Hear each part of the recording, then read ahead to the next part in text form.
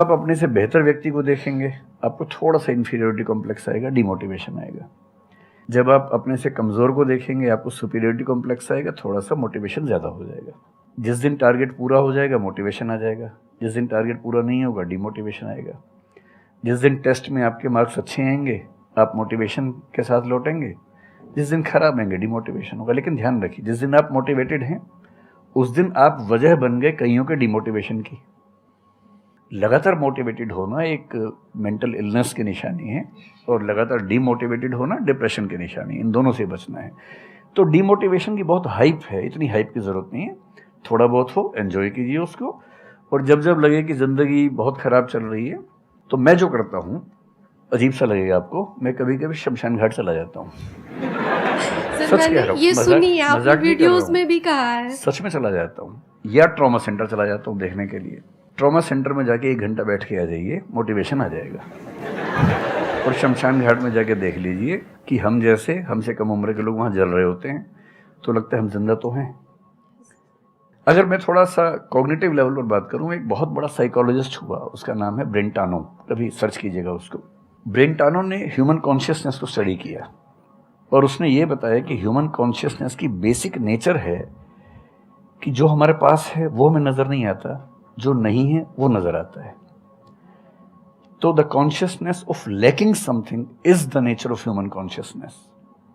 इसलिए इसी बात को एक शेर में, बहुत प्रसिद्ध शेर में कहा गया है, दुनिया जिसे कहते हैं जादू का खिलौना है, मिल गया सो मिट्टी है, नहीं मिला वो सोना है।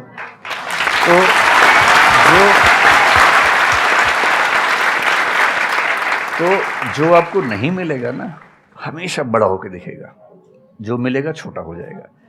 तो ईमानदारी इसमें है कि जब जब डिमोटिवेशन और डिप्रेशन हो, एक कागज़ लेके बैठ जाइए और एक तरफ लिखिए, मेरी ज़िंदगी में ऐसा क्या क्या है जो दूसरों के पास नहीं है।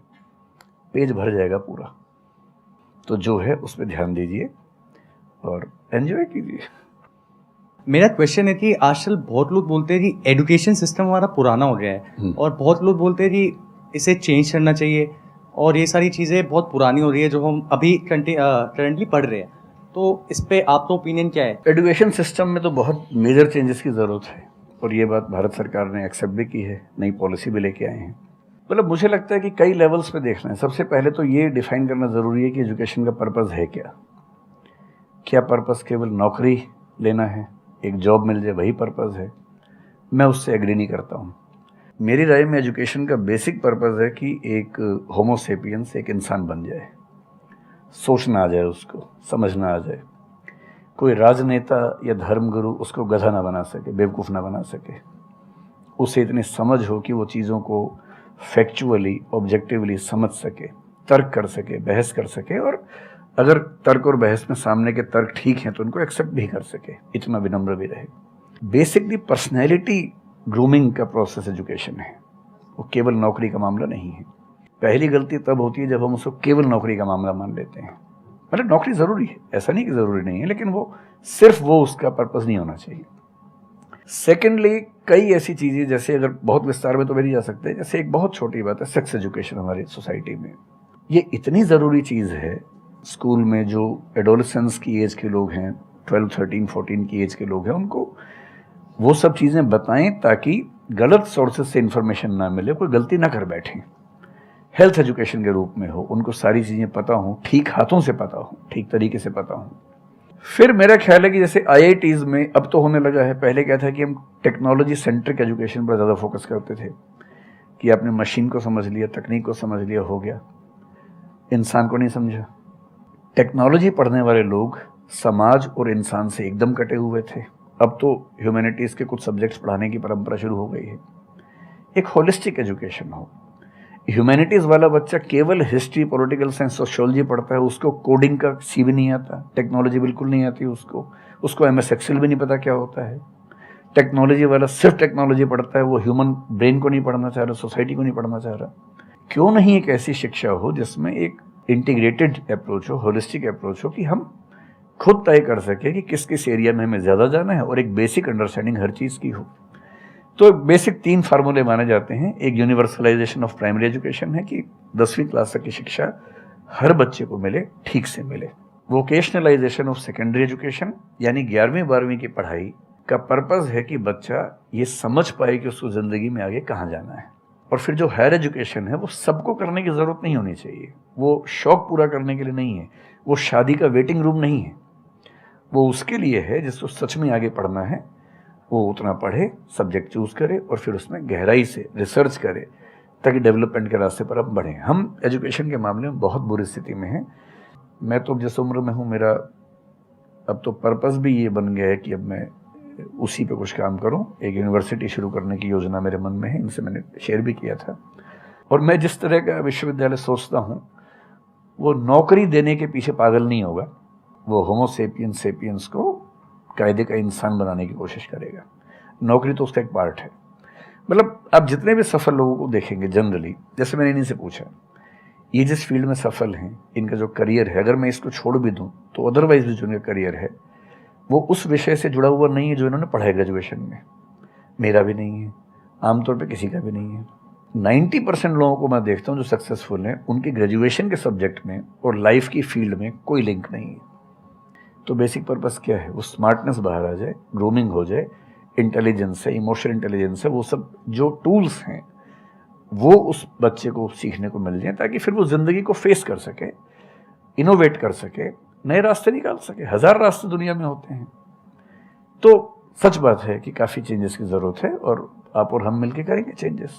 एजुकेशन वाइज अगर देखा जाए तो मैंने बहुत ज़्यादा कुछ नहीं किया है अपनी लाइफ में, बट मेरे स्टैंड पॉइंट से अगर आप देखोगे कि एजुकेशन क्या है, तो एजुकेशन का सबसे बड़ा गोल ये है कि एक इंसान का दिमाग खुले, बजाय कि उसका दिमाग इतना नैरो डाउन हो जाए कि उसको लगे कि बस यही अगर हो गया तो सक्सेस है, ये नहीं हुआ तो फेलियर है। आप अनगिनत तरीकों से अपने गोल को, अपने पर्पस को, या जो भी आप करना चाहते हो उसको अचीव कर सकते हो। एजुकेशन का सबसे बड़ा गोल ये होना चाहिए, और वही मेरी कोशिश है अपने इन सेशंस के थ्रू करने की, कि एक इंसान का दिमाग खुल जाए, उसके दिमाग में एक पॉसिबिलिटी माइंडसेट आ जाए, ना कि एक लिमिटेड माइंडसेट हो कि बस ये हो गया तो बहुत है। अब प्रॉब्लम क्या है, ये जो लिमिटेड माइंडसेट है ये बहुत लोगों का है, करोड़ों लोगों का है, तो वहां पे कंपटीशन भी बहुत है। पॉसिबिलिटी माइंडसेट जबकि देखा जाए तो ज्यादा इंटरेस्टिंग है, लेकिन बहुत कम लोगों का है और वहां पे कंपटीशन कम है। और पॉसिबिलिटी माइंडसेट क्या होता है कि कोई भी काम अगर मैं कर रहा हूं, अगर वो नहीं हुआ तो इसका मतलब ये नहीं है कि मैं फेल हो गया, इसका मतलब ये है कि मैं क्रैक नहीं कर पाया। There has to be a way. ये एजुकेशन काम अगर कर दे तो रियल एजुकेशन हो गई हमारी। मतलब एक इंसान को, हाँ सॉरी, थॉमस एडिसन बल्ब के आविष्कार में लगा हुआ था, हाँ जी, 1000 बार फेल हुआ। तो किसी ने उससे पूछा कि यार तुम बार बार करते होता तो है नहीं, तुमसे क्यों कर रहे हो? तो उसने पता है क्या कहा?